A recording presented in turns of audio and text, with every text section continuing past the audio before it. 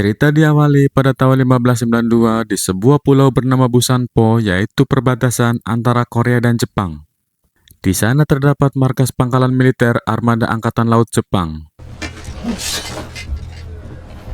Dia adalah Jenderal Angkatan Laut Jepang yang bengis bernama Wakizaka Yasuharu. Wakizaka mendapat laporan dari pasukannya yang dipaksa mundur oleh pasukan Korea, yang kala itu dipimpin oleh seorang jenderal tangguh bernama Yi Sun-shin.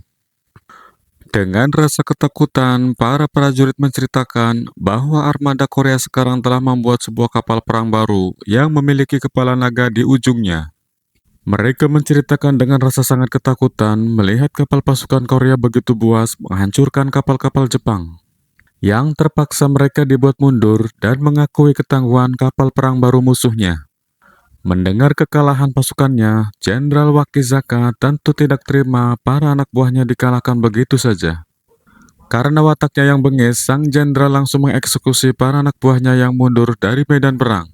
Karena baginya, hilang kehormatannya ketika para tentaranya mempunyai rasa takut terhadap musuhnya. Karena penasaran, sang jenderal ingin melihat kerusakan kapalnya seperti apa. Satu persatu diperhatikannya, seolah-olah dia mengetahui kejadiannya dan seperti dia ikut berperang di dalamnya.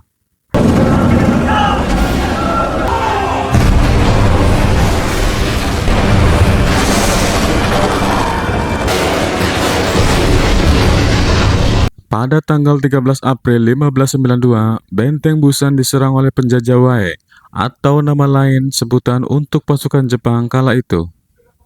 Pasukan Wae merebut benteng pasukan Joseon dan menduduki ibu kota Busanpo dalam 20 hari. Namun sebagai bentuk perlawanan, 50.000 tentara Korea dari berbagai provinsi bersatu berkumpul untuk merebut kembali tanah air mereka dari pasukan Wae. Saat itu pada tanggal 5 Juni 1592, Jenderal Wakizaka dan 2.000 pasukannya menyerang dan menghancurkan kota Busanpo. Sebaliknya di pesisir laut bagian selatan, 20 kapal perang pasukan Wae dihancurkan oleh satu kapal Korea yang kala itu dipimpin oleh Laksmana Jenderal Yi Sun. Cerita kembali mundur 5 hari sebelum pertempuran itu berlangsung. Kala itu pasukan Korea tengah merancang kapal perangnya yang baru, berbentuk seperti kura-kura dengan moncong di depannya berkepala naga, yang sedang tahap perakitan untuk menghadapi perang melawan pasukan Wae. Para menteri dikumpulkan mengadakan rapat tentang rencana strategi perang menghadapi kapal pasukan Wae, yang akan dihadapi sebentar lagi, yaitu pada minggu depan. Mereka mengusulkan lebih baik pasukan mereka menyerang lebih dulu ketika pasukan Wae sedang lengah. Namun ada juga yang berpendapat bahwa sebaiknya kita bertahan menunggu mereka datang. Karena kalau kita menyerang mereka, kapal pasukan Wae jumlahnya lebih banyak. Takutnya pertahanan kita malah mudah dijebol ketika kita sibuk maju berperang. Akhirnya atas saran itu, Jenderal Yi Sun-shin lebih memilih bertahan.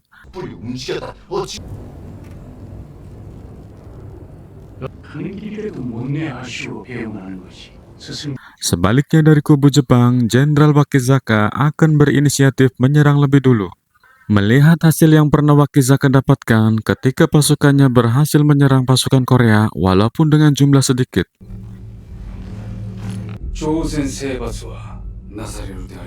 Kala itu di sebuah dok pelabuhan, di mana kapal kura-kura sedang tahap pembuatan. Laksmana Yi Sun dan sang arsitek Laksmana Han berdiskusi tentang bentuk kapalnya. Sebetulnya Laksmana Yi Sun keberatan jika kapal kura-kura buatan sang arsitek pada ujungnya berbentuk kepala naga. Karena itu akan menambah berat beban kapal tersebut dan melaju sangat lambat. Namun arsitek Han akan menambahkan fungsi tambahan kepala naga tersebut. Dia akan membuat kepala naga itu sebagai penghantam juga sekaligus meriam. Laksmana Yi Sun mendapat surat dari benteng Jeonju, Korea bagian utara.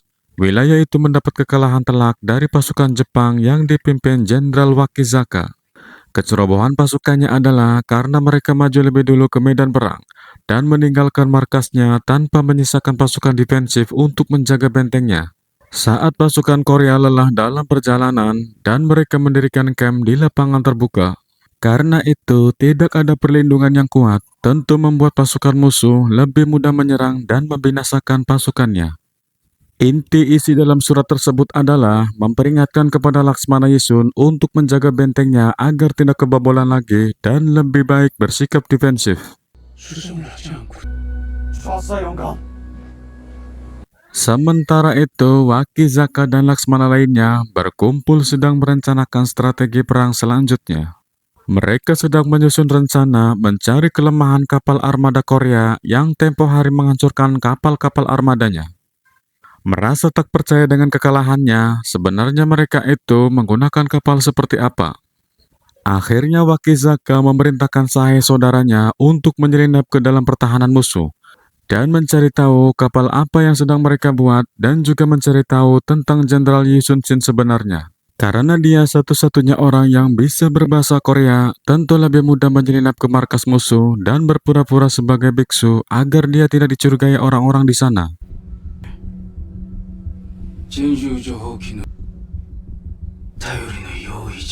Berkali-kali Laksmana Yisun menerima masukan dari para Laksmana lainnya agar sebaiknya kita bertahan terhadap serangan musuh karena dikhawatirkan pertempuran kali ini kita akan menerima kekalahan besar. Namun berbekal dengan kemenangan kemarin, Laksmana Yisun masih yakin akan mendapatkan kemenangan lagi. Dia sangat yakin dengan kekuatan armadanya bisa mengalahkan para pasukan Jepang. 이 전쟁의 운명을 결정지을 Shin berpindah di perairan Jeolla. Sahe sang mata-mata mempelajari gerakan para pasukan kapal Korea. Dia menggambarkan gerakan pasukan musuh membentuk formasi menyerang seperti burung bangau. Namun dia bingung, dia tidak menemukan kapal kura-kura yang waktu itu dibawa berperang melawan pasukannya. Karena penasaran, Sahe bergerak memasuki markas mereka.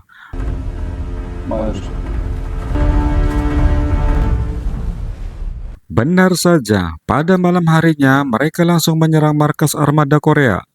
Sel tahanan terbakar dan semua tawanan kabur. Namun Sahe si mata-mata bergerak menuju ke ruang arsitek Laksmanahan. Dia mengambil beberapa gambar rancangan kapal kura-kura. Namun saat dia akan mengambilnya lagi, dia keburu dipergoki oleh salah satu prajurit dan duel pun tak bisa dihindari. Akhirnya para tawanan semua kabur dan membakar separuh kapal kura-kura yang belum rampung pembuatannya.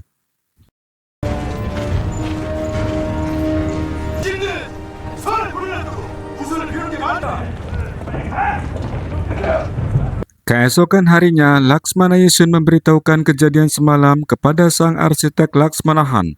Markas mereka telah dibakar termasuk bagian depan kapal kura-kura buatannya yang belum jadi.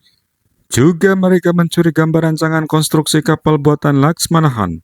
Oleh karena itu, dia menginginkan kapal ini agar segera bisa dipakai berperang secepat mungkin. Karena yang dia takutkan, pasukan Jepang mengetahui kelemahan kapal kura-kura ini. Melihat kondisi kapal yang belum siap untuk berperang, Laksmana Yisun terpaksa bergerak tanpa menggunakan kapal kura-kura.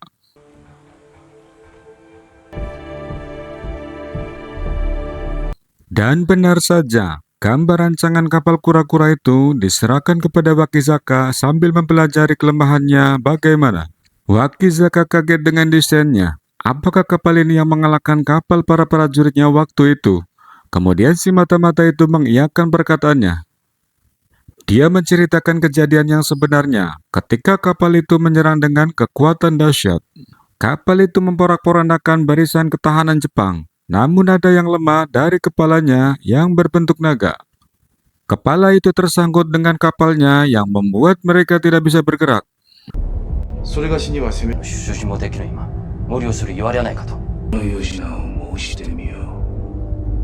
Laksmana Yisun mendapat kabar dari Lim Jun, seorang mata-mata suruhannya. Dia melaporkan bahwa armada Jepang mempunyai 30 kapal besar dan 70 kapal sedang. Belum lagi tambahan dari armada Kato yang baru saja datang. Mereka membawa 20 kapal besar dan 20 kapal kecil. Jadi totalnya ada 140 kapal yang siap bertempur melawan kita. Namun kapal armada Kato unik. Mereka memiliki beberapa kapal besar dan berbadan tebal dilapisi besi dan dipersenjatai dengan meriam gantung.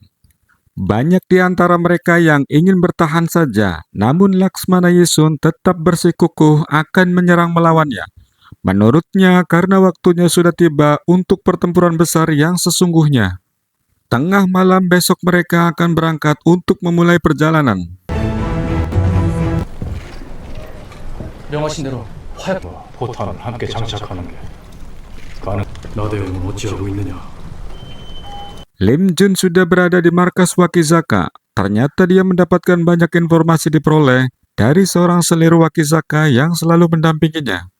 Namun sayang, sebelum informasi terakhir dia dapatkan, kali ini mereka kepergok oleh pasukan Wakizaka yang rupanya sudah cukup curiga terhadap gerak-geriknya. Lim Jun akhirnya bisa kabur meski harus berlari dengan kakinya yang sedikit pincang. Dan si selir masih dibiarkan hidup oleh Wakizaka. Kemudian dia memerintahkan untuk membunuh semua orang yang diduga mata-mata.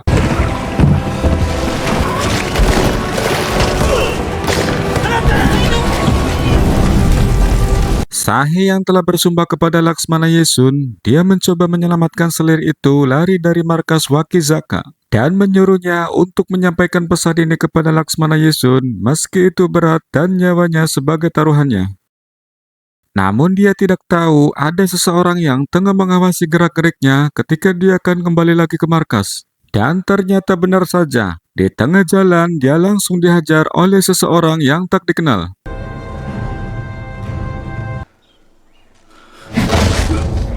Scene berganti di markas Laksmana Yisun. Dia mendapatkan sebuah surat dari Sahe. Isi surat tersebut adalah mengenai bocoran informasi dari pasukan Wakizaka bahwa pasukan musuh, baik darat maupun laut, akan bergerak serempak menyerang pasukan Laksmana Yisun. Armada mereka diberangkatkan pada tengah malam hari kelima. Itu artinya benteng Jeonju berada dalam bahaya. Sementara pasukan Laksmana Yisun berangkat, namun benteng mereka juga akan diserang.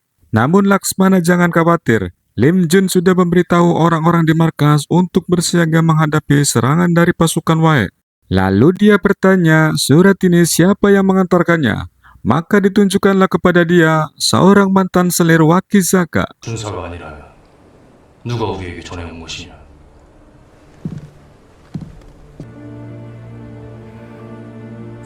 Scene berpindah kepada Sahe, yang kala itu ternyata dia ditangkap oleh pasukan Korea. Mereka mengira bahwa Sahe adalah seorang mata-mata Wakizaka. Namun dia dibebaskan setelah mendapatkan pesan dari Laksmana Yisun dan mengetahui bahwa Sahe berada pada pihaknya.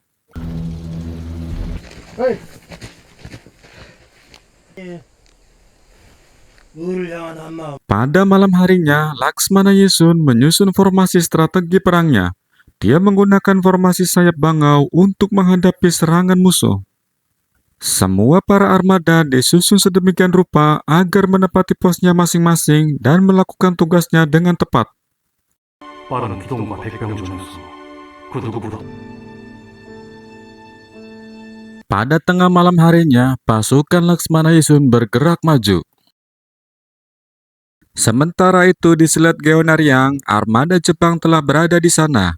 Namun mereka tidak melihat adanya kapal kura-kura di barisan musuhnya. Suasana masih pagi buta, kabut menutupi pandangan mata sehingga tidak terlihat jelas keberadaan musuh di mana.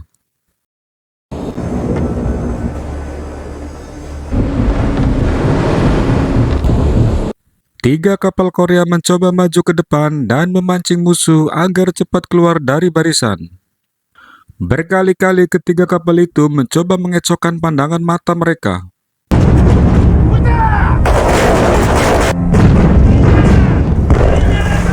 Awal serangan dimulai, pertama dari depan, kemudian pindah ke kanan, lalu ke kiri. Pasukan Wakizaka dibuatnya pusing karena kabut menutupi pandangan mata. Pasukan mereka masih menahan diri untuk maju menyerang.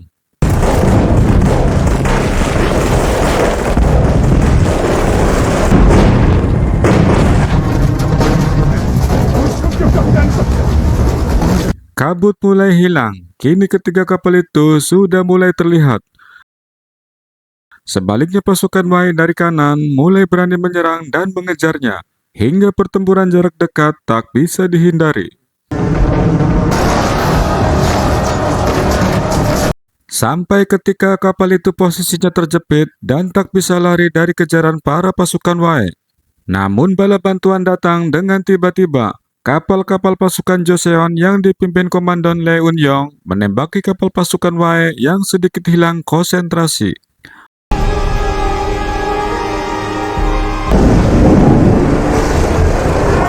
Komandan Eo posisinya terjepit oleh kepungan pasukan Wei yang mengejarnya. Namun dia memanfaatkan arus selat yang deras, lalu bermanuver belok kanan dan menggiring kapal pasukan Wei ke pinggir selat itu, membuat kapal musuh menabrak karang dan tersangkut hingga mereka tidak bisa melaju lagi. Di sini kesempatan kapal Komandan Eo untuk menembaki kapal pasukan Wei yang tersangkut.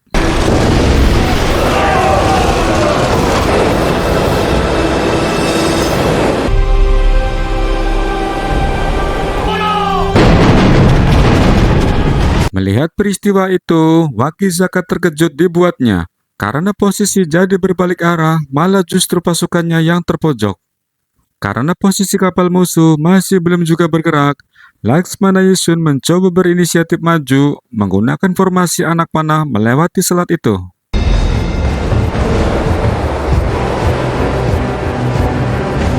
Sementara itu di darat, pasukan Wei dan pasukan Joseon bertempur habis-habisan. Namun karena kalah jumlah, pasukan Joseon dibuat mundur sampai ke baris pertahanan ketiga. Wakizaka mulai bergerak maju mengejar pasukan Laksmana Yusun, membuat kapal Komandan Eo harus bermutar balik dengan kecepatan penuh dan bergabung dengan pasukan lainnya. Karena kapal Komandan Eo dan Komandan Leun berukuran besar, maka pergerakannya pun lambat, yang membuat pasukan Wei lebih mudah mengejarnya dan pertempuran jarak dekat pun tak bisa dihindari.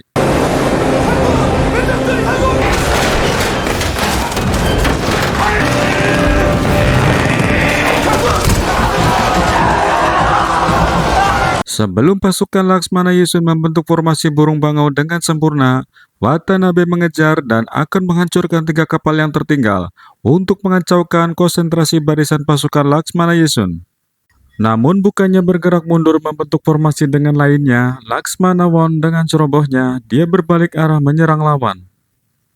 Begitupun sebaliknya, Watanabe dengan kapal penghantamnya tetap bergerak lurus bertekad menghancurkan 3 kapal tersebut. Alih-alih akan menghancurkan 3 kapal itu, Watanabe dikejutkan oleh kehadiran 3 sosok kapal kura-kura yang muncul tiba-tiba dari belakang kapal Laksmana Won.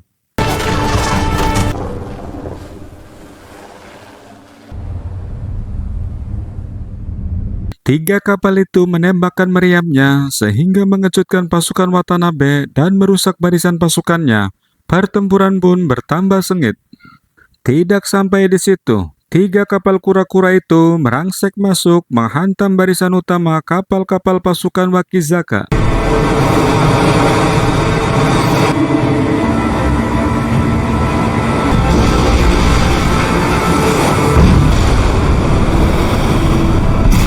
Tak tinggal diam, Wakizaka pun ikut balik menyerangnya dengan menyerang sisi-sisi kapal itu. Dan akhirnya kapal kura-kura terkena tembakan meriamnya yang membuat pasukan Wakizaka ikut mengeroyoknya. Namun hal itu tidak berlangsung lama karena kapal kura-kura berukuran kecil datang membalas serangan itu.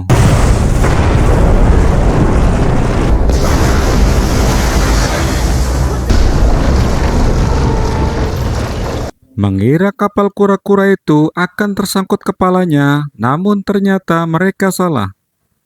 Kepala naga itu dimasukkan terlebih dahulu dan mereka menggunakan penghantam dengan ukuran yang lebih kecil. Dan setelah itu, kapal mengeluarkan lagi semua isi meriamnya. Begitu juga dengan kepala naga tersebut, tembakan berantai pun dilakukan dan apa yang terjadi?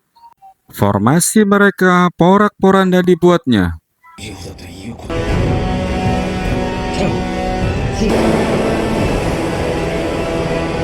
Formasi sisik ikan kembali dilancarkan oleh Wakizaka dan kapal-kapal lainnya.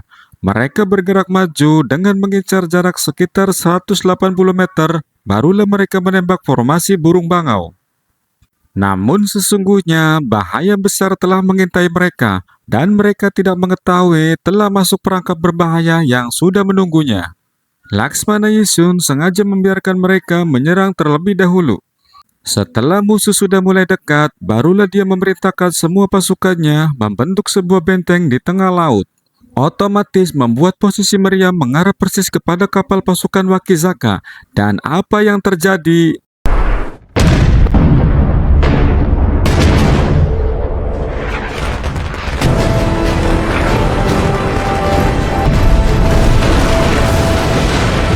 Seketika itu, Wakizaka dan kapal para anak buahnya hancur berkeping-keping. Namun karena kapal utamanya terbuat dari lapisan baja, yang itu membuat sedikit kebal dari serangan musuh. Wakizaka bergerak maju mencoba menghantam kapal Laksmana Yisun.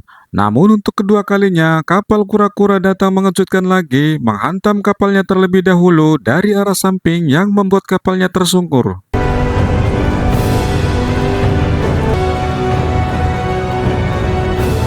Kondisi mulai tak terkendali. Emosi Wakizaka memuncak. Dia mengambil sebuah senapan yang diarahkan ke Laksmana Yisun. Dan itu adalah sebuah jebakan untuknya agar dia fokus terhadap kapal Laksmana Yisun. Namun mereka tidak menyadari bahwa semua meriam sudah mengarah kepadanya dan untuk sekian kalinya dia tertipu lagi. Kapalnya dibombardir dari segala arah yang membuat Wakizaka hilang fokus dan mencoba melarikan diri. Namun tepat ketika dia akan melompat ke dalam laut, Laksmana Yisun melesatkan anak panah yang menancap di punggungnya.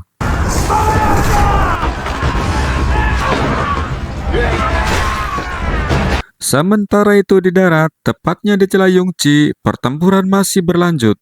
Saat pasukan Joseon telah terjepit posisinya, tiba-tiba dari arah yang tidak disangka-sangka mereka mendapatkan bantuan. Pasukan Joseon lainnya datang membantu mengusir pasukan Wae. Dan akhirnya di darat pun pasukan Korea berhasil mengusir pasukan Jepang.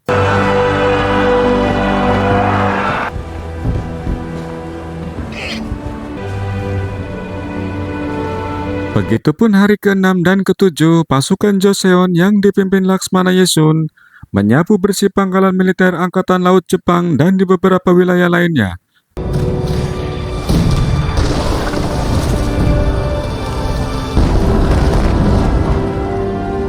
Dan film pun selesai.